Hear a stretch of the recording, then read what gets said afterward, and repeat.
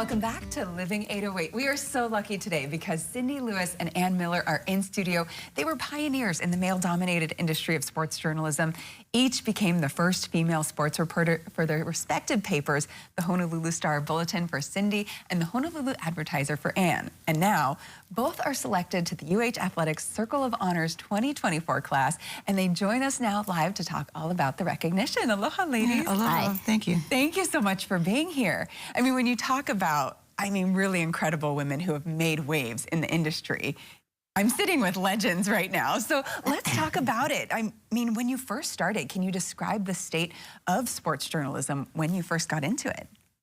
Well, I think I came right out of college, and that was when the first group of women were starting to write. And I actually had a bit of a mentor that was in San Francisco named Betty Cuniberte, and she, we didn't talk a lot, but she wrote me a letter. There were no cell phones. And she just said, you know, you need to go into this because you really love it, not just because you kind of like writing and like sports, because you're going to go through things that you won't see them coming. Mm-hmm. And so you just have to really love it. And she was right. But when I got here, I knew no one in Hawaii. And the Honolulu Advertiser sports staff was my family. Within a year, it's like I had, 6 brothers, so I was blessed. Oh, wonderful. But when you guys first got into this, again, you were the first of these sports journalists. So what was the industry? What did you experience in general? Do you feel like you were really breaking barriers as you were? For me, I'm a little older than Ann. I was actually writing sports professionally in high school. I wrote for a Tri-Weekly. I was the sports editor of my high school paper. Ann went to San Francisco State and wrote and played softball, but I wrote for the Daily Bruin at UCLA. And then I remember sending out resumes after I graduated, sent out like 100 resumes. I got one rejection letter from the late, great Les Kiter. Oh, wow. And then Gannett was really into promoting women at that time. And they said, you're a minority, Portuguese being a minority, female in sports. The Star Bulletin had like a farm club in Guam. So I ended up going to Guam and becoming Gannett's first female sports editor in the chain. And then I came back and was hired it just sort of transitioned into the Bulletin. But, I think it was really hard. I think you would agree that I remember being at the Maui Invitational at the press table, and some guys from the mainland just looked at me and go, "Hey, sweetie, go get me a cup of coffee." And I'm like, only if you go get me a soda. Because they didn't think that a woman would be on the table with them. And so we always joked about the skirts at the table, because we often would be the only woman there. Mm-hmm. I hope did you get your soda? you deserve all of the sodas. And we heard a little bit about it, but what do you think drew you to it? If you've been writing since high school, what drew you into the sports career? I think because you were on the cusp of Title IX, I was pre-Title IX. Mm-hmm. We just weren't given the opportunities to play, and I loved sports. My family was very much into the San Diego Chargers. We had season tickets when I was 6 years old. And I'd go to, we'd go to the Charger games, and then I just fell in love with sports because we couldn't play. So I tried to figure out a way to get involved. I was a scorekeeper when I was in grammar school, a scorekeeper in high school, and then I wrote. And so it was nice to combine the love of writing with the love of sports. That's so perfect. And of course, one sport that we all love here in Hawaii, UH women's volleyball, and you both, of course, covered them significantly all throughout their success, but your success as well. So how do you think the success of the Wahine team in their early years under Dave Sochi, what was that impact on sports journalism for females, but also just women's sports in general?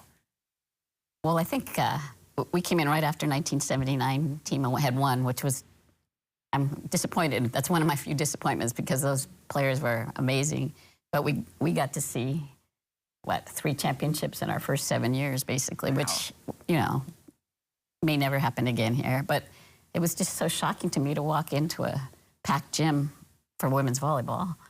I didn't go to a UCLA or anything, but it was so different here. Even when we were on the mainland covering teams, people here were watching the championship you know, they'd go to Sears to shop and they saw it on TV and they just stood outside on the sidewalk and watched from the outside just to watch the games. And that just didn't happen anywhere else. And you, just the sense of the game here. And I'd never seen anyone pay that much attention to women's sports. Yeah, I feel like that was such a shift for women's volleyball in Hawaii, and I feel like we're seeing that now with women's basketball too nationally, which is so exciting. I mean, you guys are such legends again, but let's talk a bit about this honor, because it is so great that you're getting recognized. What type of legacy are you hoping to leave? I'm going to ask each of you this question, but you know, for women in sports journalism, what are you hoping to be remembered for? I think that is a good question and a really hard one. You know, we didn't do what we did for this recognition. You know, we did it because we loved it. We did it because we wanted to promote not just women's sports, but also a career for other women to realize that that door is now open, and don't be afraid to try it. And so I don't know your legacy. I don't know, everything is just so humbling right now. Yeah. And I'm almost embarrassed in some ways that, because this isn't why we do it. I'm just grateful that our work was recognized, but it's not why we did it, it's because we love it. Yeah. And what about for you, Anne? It's a broad question. It's, I want to, I guess I want to make sure, well, I would really like the people that I covered, the athletes that I covered, the sports that I covered, many, you know, minor sports. I want them to all know that they meant the same as what you see on ESPN and all these other stations that, you know, many stations that just converge on one sport or one big idea. All of those athletes mean so much. And also, like Cindy, I mean, I could never have done all of this and, you know, moved to a place where I knew no one without all the other people in that office, because it's, when you're on those kind of deadlines, as you know, if you don't have help, there's no way. And if you're not pointed in the right direction, there's no way. And I have to thank, there were no real female role models for us. I have to thank all the progressive thinking men. Yes.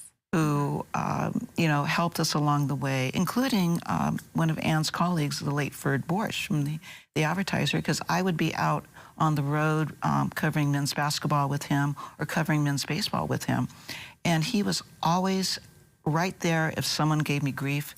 And he says, I'm not going in there if you're not going to allow her to go in too. So you have to thank those men who allowed us to do what we wanted, because they supported us. Yeah, but of course, it's your guys' hard work and dedication and passion that really got you to where you guys are. And I love that you're able to recognize others that have helped along the way. But of course, very well-deserved recognition. I'm so happy for both of you. So thank you so much for joining us and talking all about it. They're being recognized on May 5th. And if you want more info, of course, we have info on the website, which we'll have at KH12.com. Thank you, ladies, for joining us. Really appreciate you. And of course, all that you've done.